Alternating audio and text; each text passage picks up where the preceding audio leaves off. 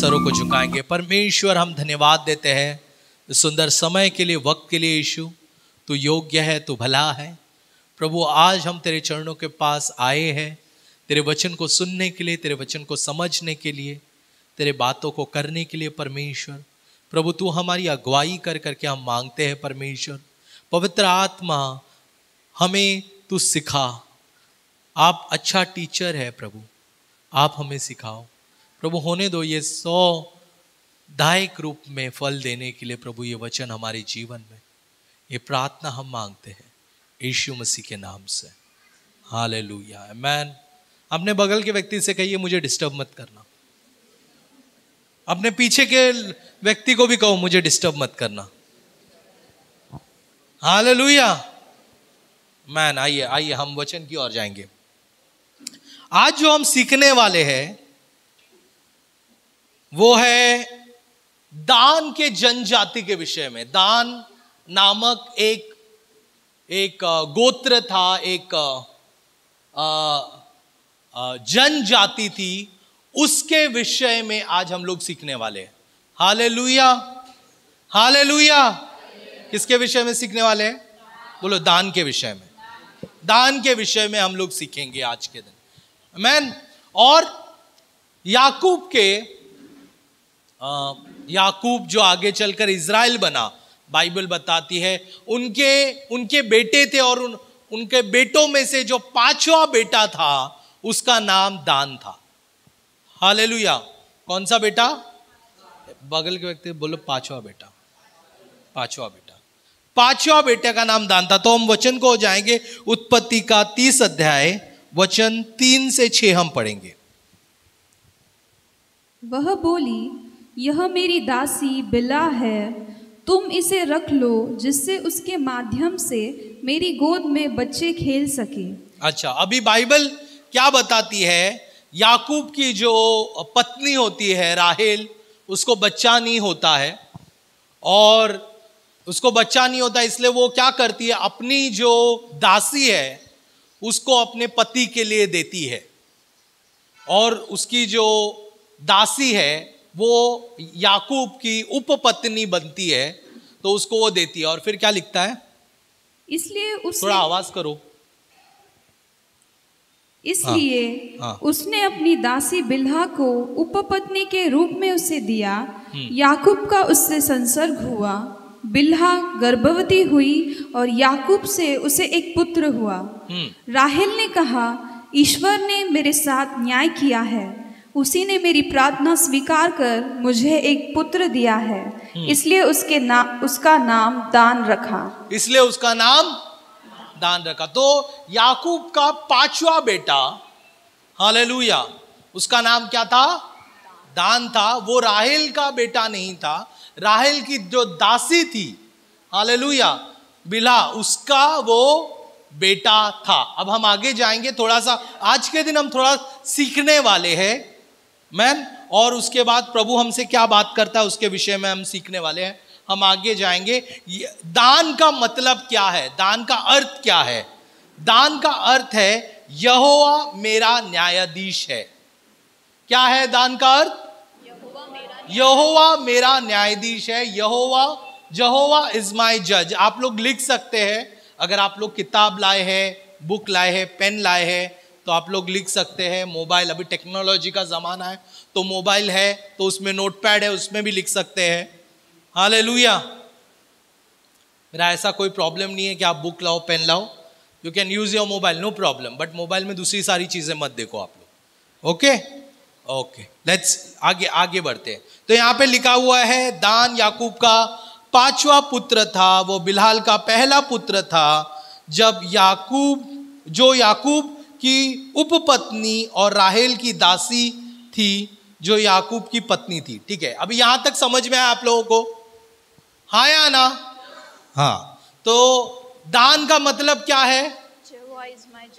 यहोवा मेरा न्यायाधीश है। अच्छा, अभी दान यहोवा मेरा न्यायाधीश है, इससे हमें क्या समझ में आता है? इससे हमें ये समझ में आता है कि यहोवा जो है, दान हमें क्या बताता है?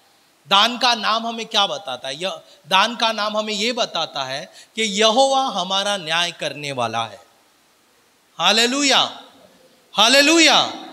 यहोवा हमारा न्याय करने वाला। सिर्फ यहोवा आशीष और अच्छी अच्छी बातें नहीं है, लेकिन हमारा यहोवा जो है वो एक न्यायाधीश भी है। यहोवा हमारा दोस्त है, हाँ वो दोस्त है। वो हमारी माँ है, हमारा पिता है, हमारा भाई है, हमारा बहन है, हाँ सब कुछ है वो हमारा। लेकिन उसके साथ साथ हमें ये बात भी याद रखना है कि यहोवा जो है वो हमारा एक न्यायाधीश है, वो हमारा न्याय करने वाला है। हालेलुया। तो दान जो है, दान की जनजाति या दान का नाम हमें ये बात को याद दिलाता है, या ये बात हमें बताता है कि यहोवा जो है हमारा न्याय करने वाला है। हालेलुया। इसलिए हमें बहुत ही सावधानी पूर्वक हमारी जिंदगी को बितानी है, क्योंकि एक समय जब हम मर जाएंगे, एक समय जब हम परमेश्वर के सामने खड़े होंगे, तो परमेश्वर हमारा न्याय करने वाला है। Hallelujah, hallelujah. हमारे बातों के ऊपर, हमारी चीजों के ऊपर, हमारे व्यवहारों के ऊपर, जिस तरीके से हमने हमारे विश्वासीपन को जिया, उसके ऊपर परमेश्वर हमारा न्याय करने वाला है। हालेलुया।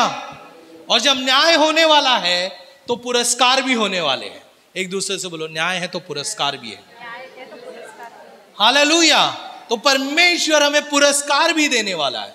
तो अगर पुरस्कार देने वाला है तो जो जीतेगा उसको पुरस्कार मिलेगा, जो हारेगा उसे सजा मिलेगी। हालेलुया। तो वो हमें याद रखना है, यहोवा हमारा न्यायाधीश है। तो दान के बातों से हमें ये चीज पता चलता है कि यहोवा हमारा न्यायाधीश है। मैन फिर हम लोग आगे पढ़ते हैं। जब याकूब, सुनो एक मिनट, जब याकूब मरने की स्थिति में था, मरने के और पे था, उन्होंने अपने सारे बेटों को बुलाया। सुनो इधर, उसने अपने सारे बेटों को बुलाया और हर बेटों के ऊपर उसने आशीष दिया। क्या किया? आशीष दिया। तो दान को भी उसने बुलाया, जो उसका 5वां बेटा था उसे बुलाया और उसे आशीष दिया। अभी क्या आशीष दिया वो हम पढ़ेंगे। उत्पत्ति का 29वां अध्याय 16 से 18। क्या आशीष दिया उसने? दान इज़राइल का एक गोत्र होकर अपने जाति भाइयों का न्याय करेगा। हाँ। दान मार्ग में का एक सांप और रास्ते में का एक नाग होगा, जो घोड़े की नली को डसता है, जिससे उसका सवार पछाड़ खाकर गिर पड़ता है।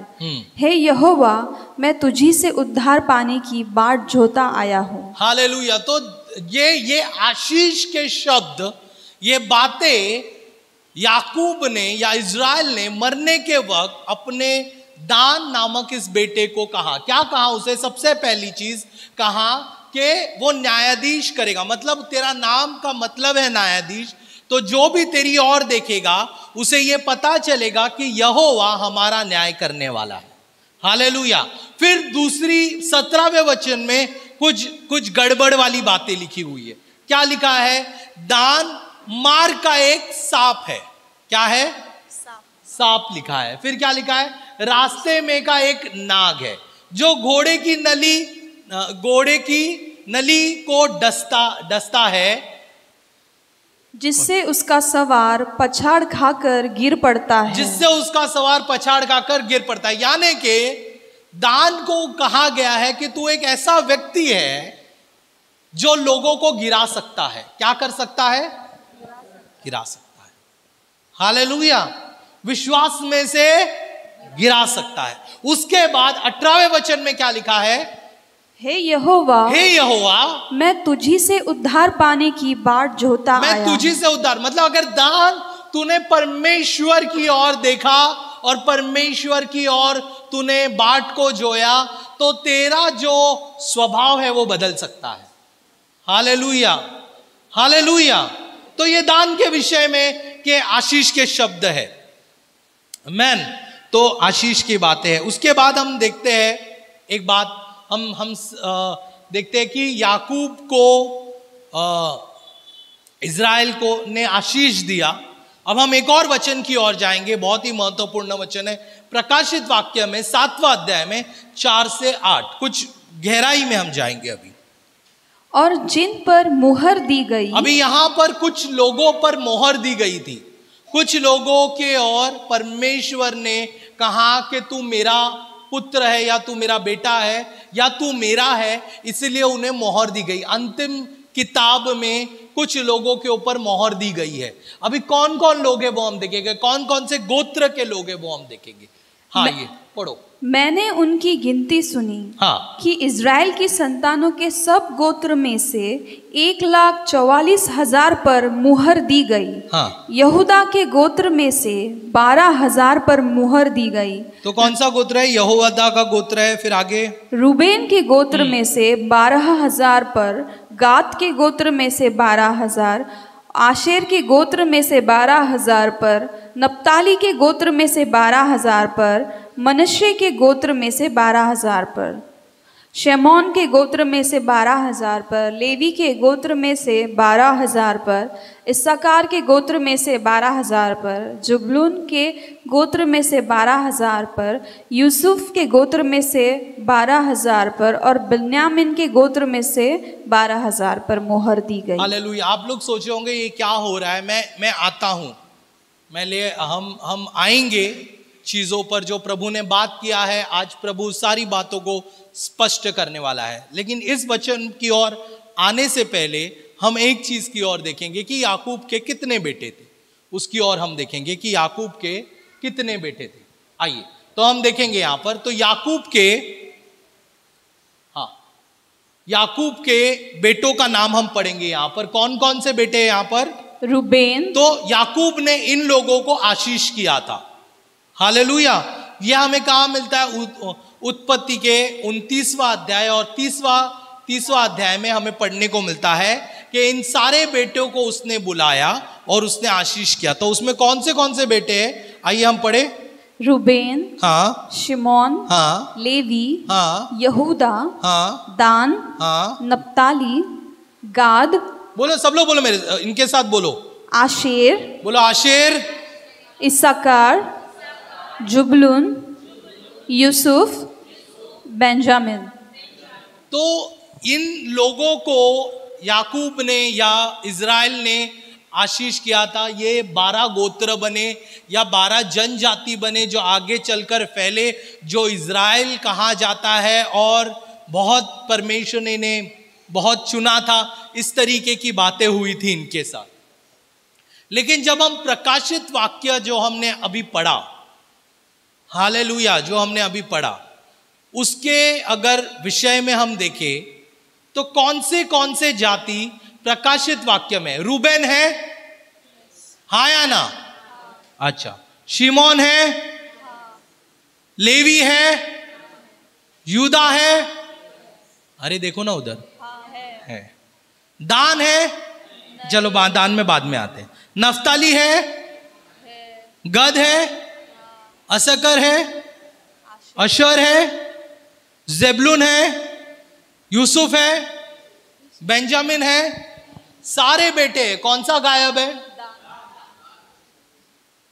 कौन सा गायब है? देखो अभी सुनो, इधर सुनो। दान की शुरुआत अच्छी है, दान आशीष में शामिल है। उत्पत्ति के 29वां अध्याय और 30वें अध्याय में हमें पता चलता है दान की शुरुआत अच्छी है, वो आशीष में शामिल है। लेकिन जब हम अंत में आते हैं तो दान गायब है। हालेलुया। कई बार सुनो, हमारी शुरुआत बहुत अच्छी होती है, हम बहुत ही बेहतरीन शुरुआत करते हैं, लेकिन क्या हम अच्छा अंत कर रहे हैं?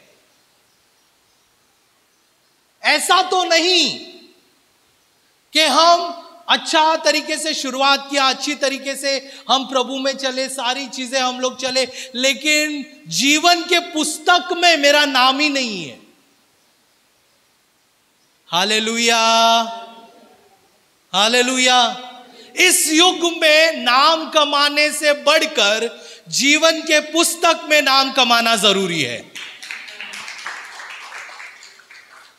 बहुत सारे लोग आज के दिन इस युग में नाम कमाने के पीछे दौड़ रहे, भाग रहे, मेहनत कर रहे हैं, मैं ये नहीं कहता वो गलत है, अच्छा है, आप कर रहे हो, अच्छी बात है, लेकिन उससे भी बढ़कर आपका नाम जीवन के पुस्तक में, स्वर्ग में होना चाहिए। हालेलुया। दान ने शुरुआत अच्छी की है, लेकिन दान गायब हो गया है। हालेलुया। दान क्या हो गया है? गायब हो गया है। सतुपदेशक आगे आगे 7 और 8 हम पढ़ेंगे, 7 में 8 पढ़ेंगे। किसी काम के आरंभ से उनका अंत उत्तम है। क्या लिखा है? क्या उत्तम होना चाहिए? आरंभ जरूरी नहीं है, क्या जरूरी है? अंत जरूरी है।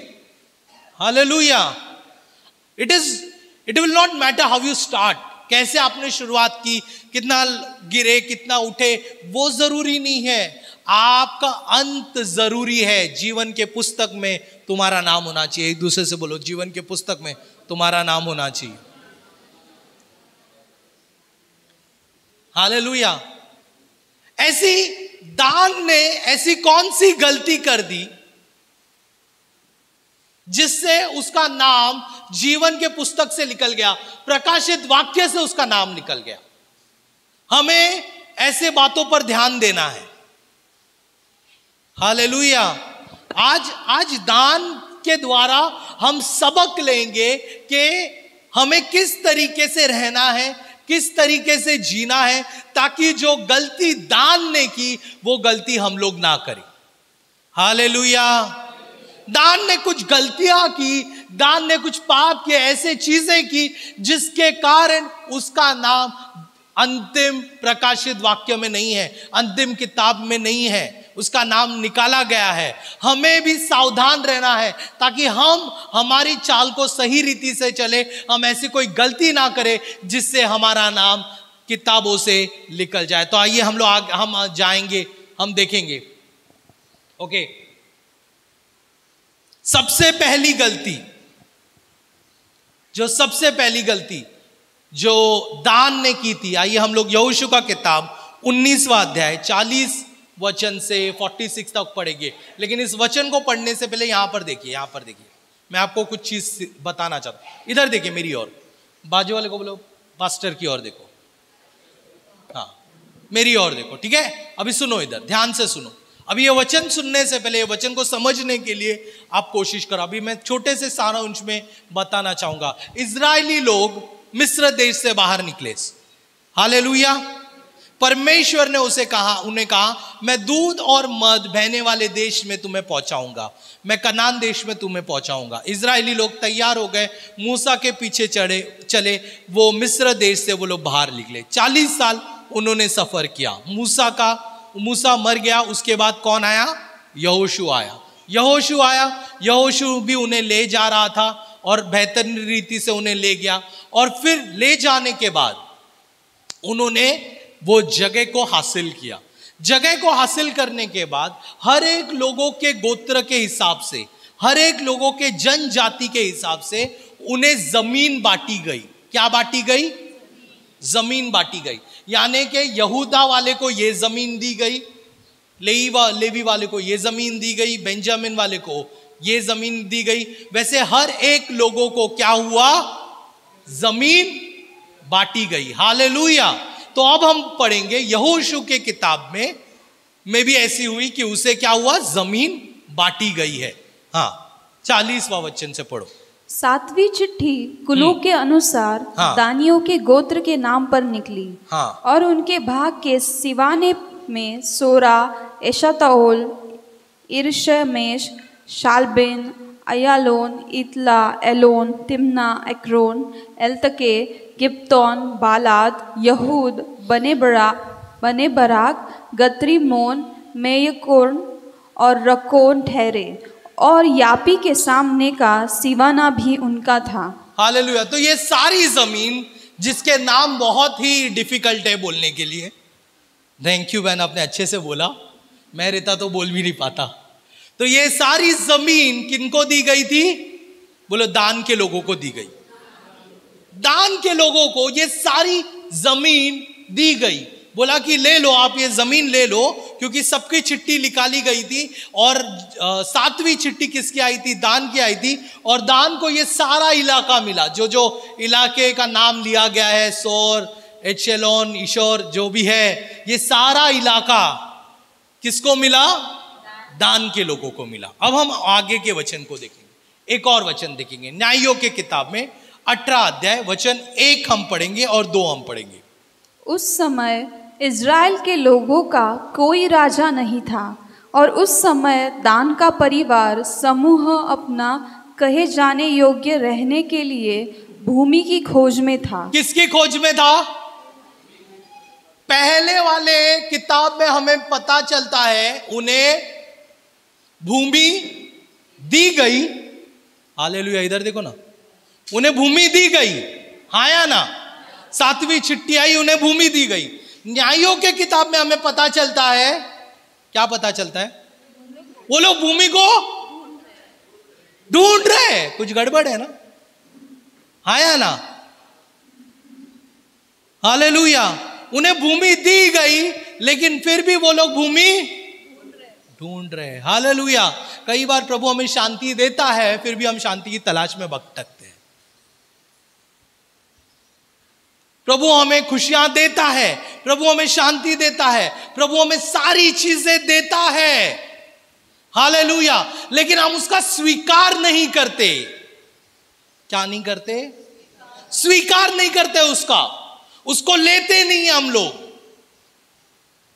और हम बोलते हैं नहीं, ये शांति मुझे नहीं चाहिए, ये खुशियां मुझे नहीं चाहिए, ये बातें मुझे नहीं चाहिए, मैं दूसरी ओर जाऊंगा, मैं दूसरी भूमि की तलाश करूंगा, मैं दूसरी ओर जाऊंगा और वहां पर मैं रहूंगा। Hallelujah, hallelujah. दान के लोगों को एक जगह दिया गया था, वो जगह पे उन्हें रहना चाहिए था, वो जगह पे उन्हें अपना बसारा लगाना चाहिए था, लेकिन दान ने, जो प्रभु ने दिया है, उसे इनकार किया और जो दुनिया के लोगों के पास है उसके लिए दौड़े। हालेलुया। आज कलीसिया में जो लोग हैं, हम लोग भी कहीं कुछ दान की तरह कर रहे हैं। जो प्रभु हमें देता है हम उसे इनकार करते हैं, लेकिन जो दुनिया के पास चीजें हैं हम उसके लिए दौड़ते हैं। हालेलुया। प्रभु ने जो हमारे लिए रखा है हम उसे लेते नहीं हैं, लेकिन जो दुनिया के पास है उसकी ओर हम जाते हैं। हम आगे अब पढ़ेंगे, आगे क्या लिखा है? हाँ, पढ़ो। इज़राइल के अन्य परिवार समूहों ने अपनी ही पहले ही अपनी भूमि प्राप्त कर ली थी। देखो क्या लिखा है, दूसरे लोगों ने क्या लिखा है? अपनी भूमि जो दिया गया उसे ले लिया। अपनी भूमि उन लोग ने प्राप्त कर ली, अपनी भूमि ले ली। लेकिन दान के लोग क्या कर रहे हैं? उन्होंने वो लिया जो दिया गया। आपको जो प्रभु देता है, कि आप ले रहे हो कि इनकार कर रहे हो? सवाल है। आपको जो प्रभु दे रहा है, प्रभु ने जो आपको शांति दी है, प्रभु ने जो आपको छुटकारा दिया है, प्रभु ने जो आपके लिए कोड़े खाए हैं, मार खाया है और आपको उद्धार दिया है, क्या आप उसको लेते हो या संसार की ओर जाते हो? कहते हो ये शांति नहीं चाहिए, जो संसार शांति एंजॉय करता है मुझे वो चाहिए, मुझे ये चीजें नहीं चाहिए, इसमें गड़बड़ी है। जो संसार लेता है उसमें वो, उसके लिए हम जाएंगे। क्यों उसने वैसा किया, देखेंगे हम लोग। किंतु दान का परिवार समूह अभी अपनी भूमि नहीं पा सका। आगे। तब दानियों ने अपने सब कुलों में से 5 शूरवीरों को सोरा और एश्ताओल से। अच्छा, अभी सुनो, उसने क्या किया? दानियों ने 5 लोगों को चुना और 5 लोगों को भेजा, दूसरे गांवों में, दूसरे शहर में या दूसरे नगर में भेजा, ताकि तू देख कर आ कि वो नगर कैसा है। इन्होंने क्या किया? वही तरीका इस्तेमाल किया, सुनो, जो यहोशू ने इस्तेमाल किया था यरीको में जाने के समय पर। उसने भी वही तरीका इस्तेमाल किया। आप अगर परमेश्वर का तरीका इस्तेमाल करते हो या परमेश्वर के नाम से कुछ करते हो, इसका मतलब यह नहीं है कि आप सही कर रहे हो। समझ रहे आप लोग? कुछ लोग बोलते गलत कर रहे हैं, लेकिन बोलते ब्रदर मैंने स्टार्टिंग में प्रेयर किया था। जो प्रभु के नाम से कर रहे हैं, इसका मतलब यह नहीं कि आप सही है। कुछ लोगों को गलत रिवाज करना है, गलत बातें करना है, बोलते हैं हम स्टार्टिंग में प्रेयर कर लेंगे, फिर वो रिवाज करेंगे, फिर वो चीजें करेंगे तो वो हो जाएगा। ऐसा करने से क्या?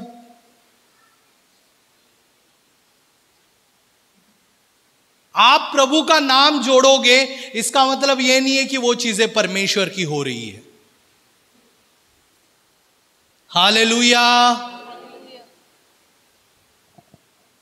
बोल, बाजू वाले को सोया तो नहीं ना? पूछ सोया तो नहीं ना?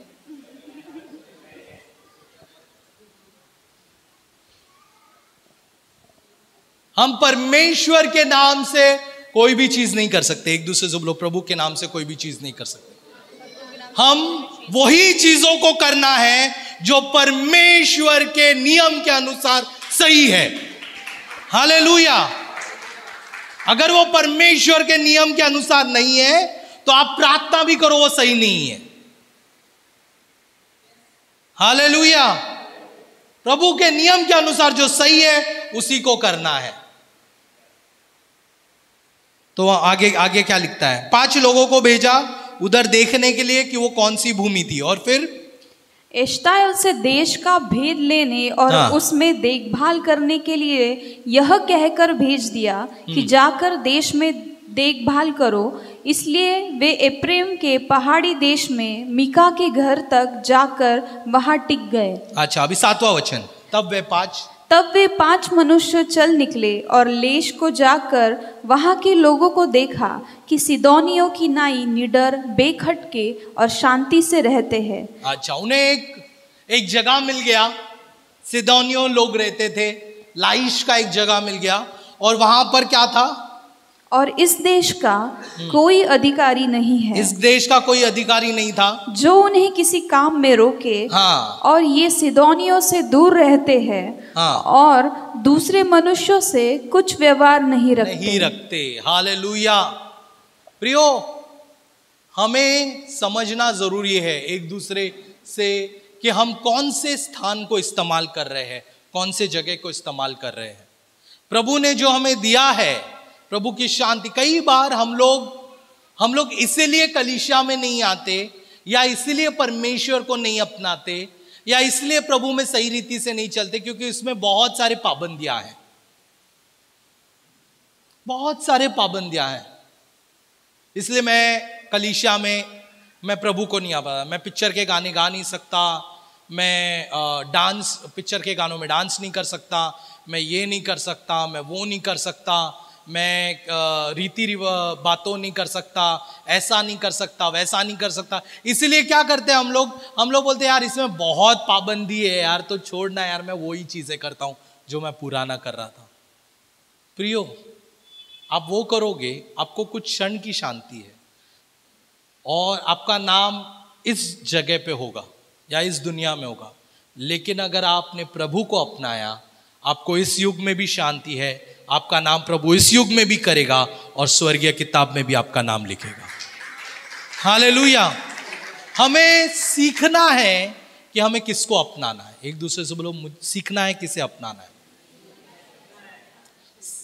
वो लोग, दान के लोग ऐसी जगह चाहते थे जहां पे कोई भी अधिकारी ना हो, अरे कोई पाबंदी ना हो। एक दूसरे से बोलो, पाबंदी ना हो। क्योंकि अधिकारी रहता तो पाबंदी होती है, पूछेगा बार बार, अरे तूने किया क्या, तूने ये किया क्या। लेकिन अगर कोई अधिकारी नहीं है तो खुले सांड के जैसे हम लोग घूम सकते हैं। कहावत है ये, ठीक है। हम लोग कैसे भी चल सकते हैं, कैसे भी रह सकते हैं, कैसे भी फिर सकते हैं। प्रियो, हम कैसे भी, हम विश्वासी लोग हैं, हम दुनिया से अलग किए गए लोग हैं, हम कैसे भी नहीं रह सकते। एक दूसरे से बोलो, कैसे भी नहीं रह सकते, कैसे भी नहीं रह सकते हम लोग। अगर आप चाहते हो, देखो, हमें परमेश्वर क्या कर रहा है मालूम है? हमें स्वर्ग के लिए तैयार कर रहा है। बोलो स्वर्ग के लिए तैयार कर रहा है। हमें स्वर्ग के लिए तैयार कर रहा है। और स्वर्ग के लिए अगर हम तैयार हो रहे हैं तो परमेश्वर हमें यहां पे ट्रायल दे रहा है। क्या दे रहा है? ट्रायल दे रहा है। तो अगर हमें स्वर्ग के लिए तैयार होना है और स्वर्ग में कुछ भी गलत नहीं है, तो यहां पर पहले मुझे गलत छोड़ना है, फिर ही मैं स्वर्ग में प्रवेश कर सकता हूं। Hallelujah, hallelujah. अच्छा, तो उन्होंने कौन सी जगह को अपनाया? बोलो सदोनियों की जगह को अपनाया। एक दूसरे से बोलो सदोनियों की जगह को अपनाया। अच्छा, अब मैं आपको बताता हूं सदोनियों की जगह कौन सी जगह थी, उस पर किसका राज्य था। पढ़ो पहला राजा का 16 अध्याय वचन 31। उसने तो नबात के पुत्र यारोबाम के पापों में चलना हल्की सी बात जानकर सिदोनियों के राजा एदबाल की बेटी इजाबेल को अच्छा, इजाबेल जो है वो सबसे दुष्ट रानी मानी जाती है पूरे इतिहास में। उसका पिता सिदोनियों पे राज करता था। हालेलुया। और वो जगह पे कौन गए? बोलो दान के लोग गए। समझ में आ रहा है आप लोगों को? हम जिस जगह पे जाते हैं हमें यह जानना है वहां पर किसका राज्य है। प्रभु का राज्य है कि शैतान का राज्य है? हालेलुया। आज पढ़ रहे हैं सबको, बोल बगल का, थोड़ी पढ़ रही है आज, बोलो बोलो, थोड़ी पढ़ रही है बाबा, है ना?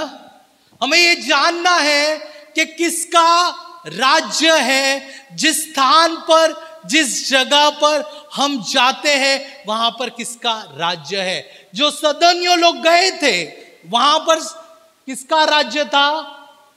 एतबाल का राज्य था। एतबाल किसका पिता था? यजेबेल का पिता था, जो दुनिया में सबसे दुष्ट स्त्री या रानी मानी जाती है। आज भी दुनिया में कोई भी अपनी बेटी का नाम यजेबेल रखता नहीं है, क्योंकि वो दुष्टता की प्रतीक है।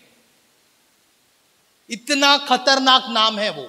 इंडिया में, फॉरेन में कोई नहीं रखता, क्योंकि वो नाम ही दुष्टता का प्रतीक है।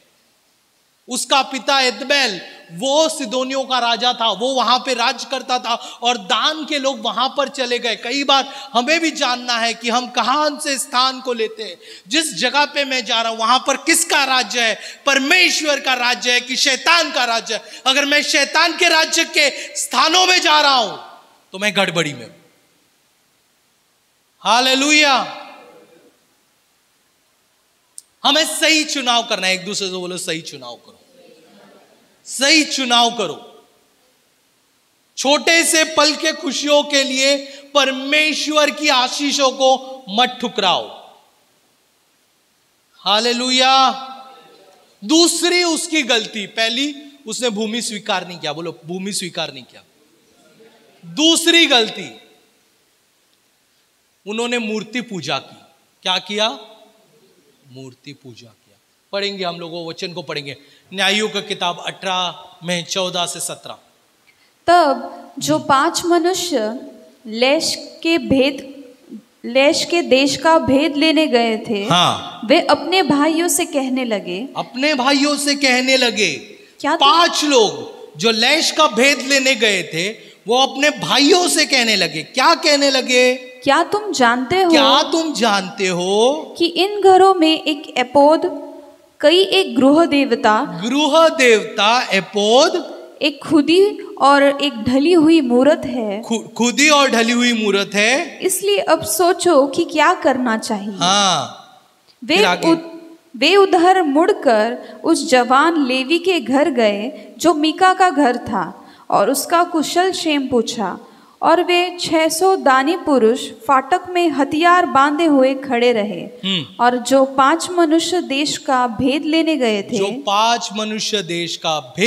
गए थे, उन्होंने वहां घुसकर उस खुदी हुई मूरत और एपोद और गृह देवता और ढली हुई मूरत को ले लिया।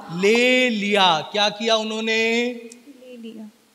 उन्होंने क्या किया? ले लिया। एक दूसरे से बोलो ले लिया। विश्वासी लोग, बोलो विश्वासी लोग।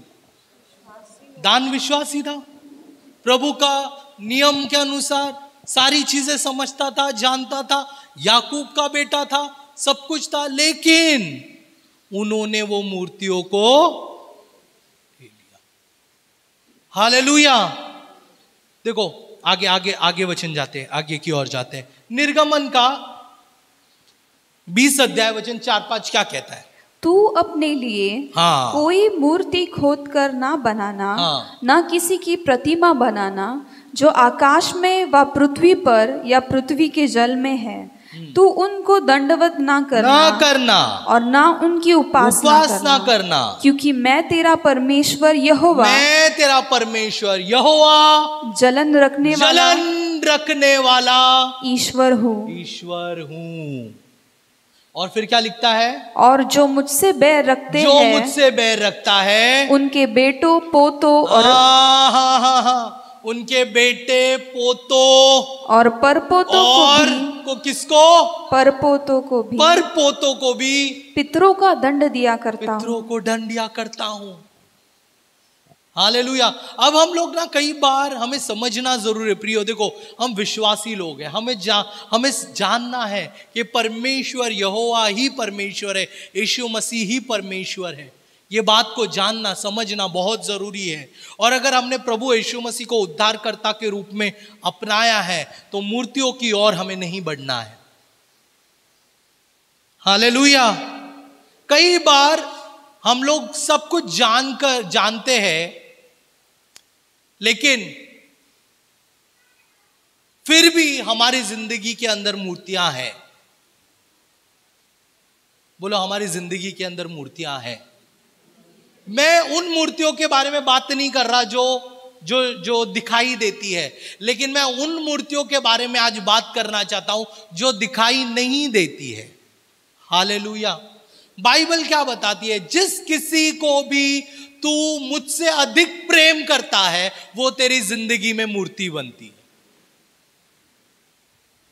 जिस किसी को भी तू मुझसे अधिक, मतलब परमेश्वर से अधिक हम कोई भी चीजों को प्रेम करते हैं वो मूर्ति बन जाती है। अगर हम हमारी सेविकाई, सुनो इधर ध्यान से, अगर हम हमारी सेविकाई को भी प्रभु से ज्यादा प्रेम करते हैं तो वो सेविकाई एक मूर्ति है। अगर हम हमारी कलीसिया को परमेश्वर से ज्यादा प्रेम करते हैं तो वो कलीसिया एक मूर्ति है।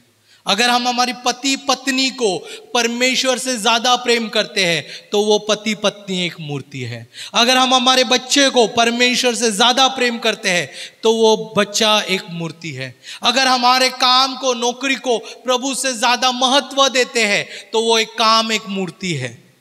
हालेलुया। जो रुपए बराबर कि कितने सारे लोग रुपए को परमेश्वर से ज्यादा प्रेम करते हैं तो वो रुपए एक मूर्ति है। जो भी चीज परमेश्वर से अधिक तुम्हारे जिंदगी के अंदर है वो एक मूर्ति है। हालेलुया। कई सारे लोग बोलते हैं मैं सेवा कर रहा हूं, मैं सेवा कर रहा हूं, मैं सेवा कर रहा हूं। मैं एक उदाहरण आपको देना चाहता हूं, सुनो इधर। इवान, ग्रेस, आपके भी बच्चे हैं सभी लोगों के, ठीक है।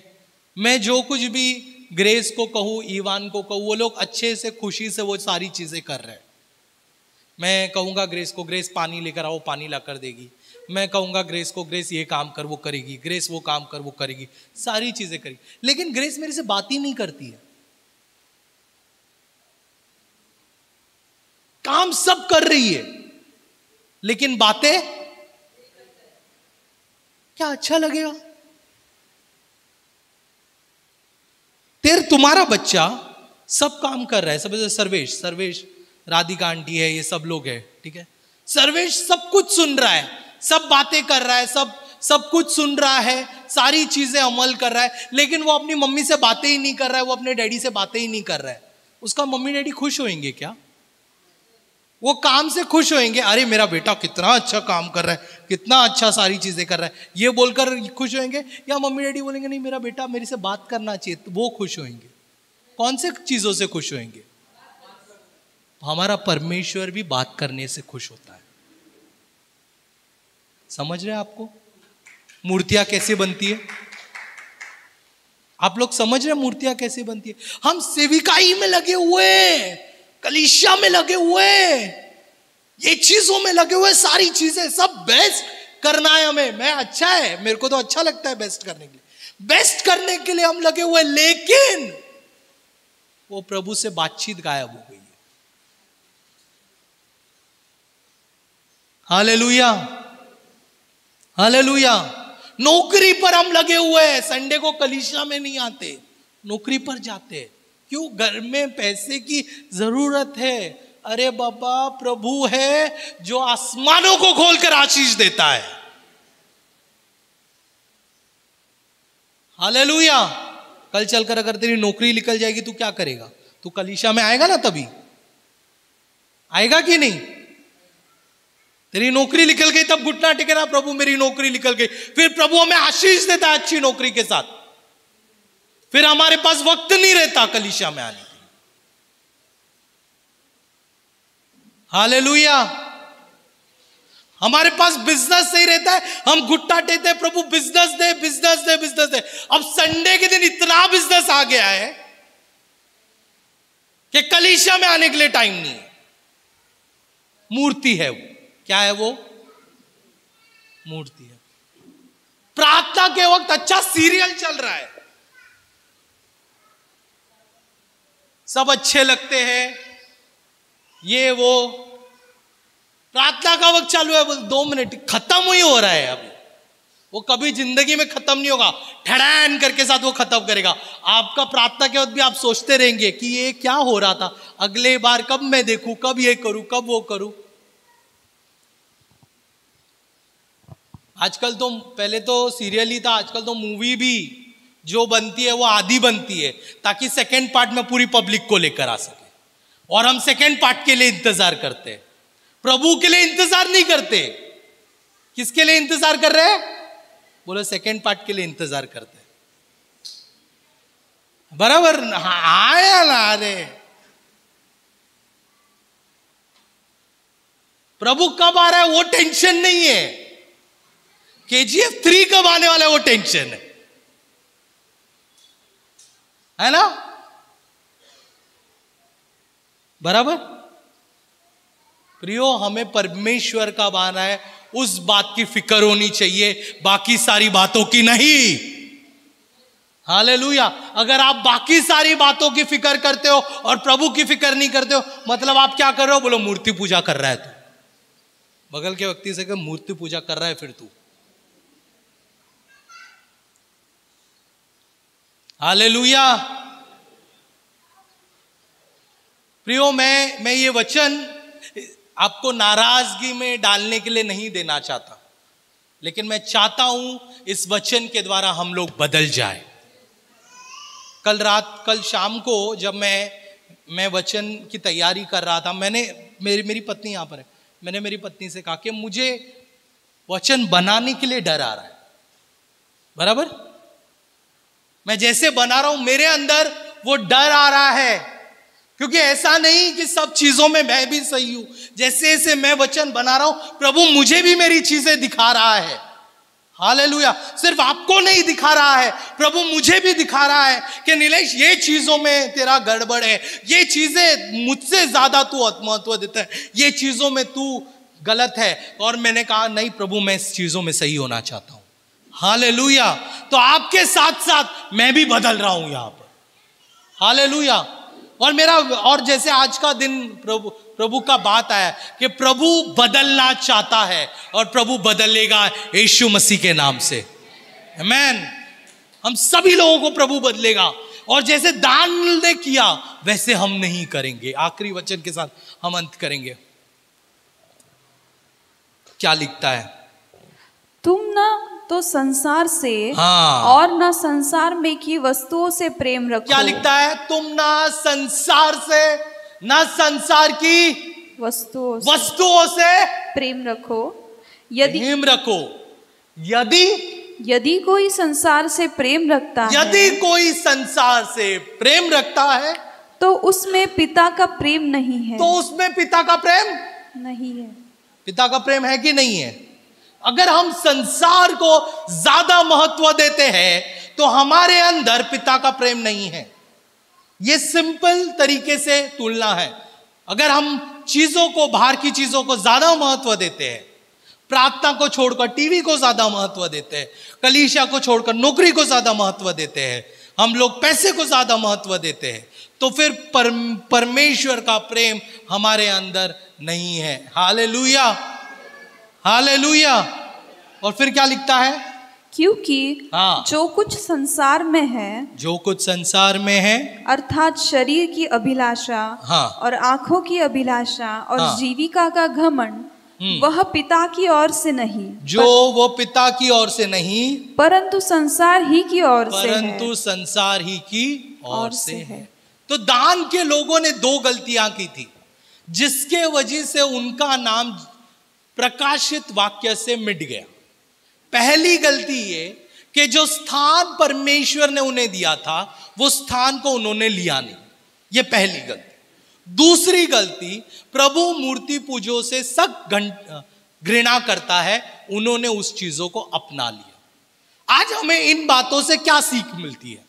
हमें पहली सीख ये मिलती है कि परमेश्वर ने जिस स्थान के लिए मुझे बुलाया है, जिस जगह के लिए मुझे बुलाया है, भले ही वो गड़बड़ वाला हो या तकलीफ हो, आज मैं रुकावट में हूं, समस्या में हूं, लेकिन परमेश्वर उसको सही करने वाला है, वो स्थान को उत्तम लाने वाला है। और दूसरी चीज, परमेश्वर से अधिक कोई भी चीजों को महत्व नहीं देना चाहिए। हालेलुया। परमेश्वर से अधिक कोई भी बातों को हम महत्व नहीं देंगे। मैं क्यों ना, आइए अपने सरों को झुकाए।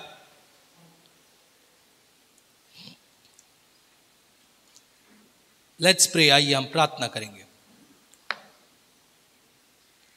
प्रभु, हम धन्यवाद देते हैं इस सुंदर समय के लिए, वक्त के लिए। प्रभु, हम प्रार्थना करते हैं परमेश्वर, आपकी बड़ाई हम करते हैं। आज जो हमने वचन को सुना है प्रभु, आप अगुवाई कर प्रभु, इन सबक को लेकर हमारे जीवन को सही करने के लिए। प्रभु, अगर हम प्रभु दान के समान हैं तो हमारा जीवन को प्रभु तू सही कर। हम तेरी बातों को स्वीकार करते हैं, हम तुझसे अधिक प्रेम करते हैं और दुनिया की, संसार की चीज़ों को हम इनकार करते हैं हमारी ज़िंदगी से। प्रभु आप हमें हर वक्त, हर समय हमें बदलते रख, हमें सुधार परमेश्वर। आपकी इच्छा हमारे जीवन में पूर्ण हो जाए, ये प्रार्थना मांगते हैं यीशु मसीह के नाम से, आमीन। हम आशा करते हैं कि ये वचन सुनकर परमेश्वर ने आपसे बात की होगी। ऐसे कई सारे वचनों के लिए आप हमारे चैनल को सब्सक्राइब कर सकते हो, लाइक कर सकते हो और शेयर भी कर सकते हो, जिससे और भी कई सारे लोग आशीषित होंगे। आप हमारे इंस्टाग्राम और फेसबुक पेज को भी फॉलो कर सकते हो। प्रभु आप लोगों को आशीष दे। धन्यवाद।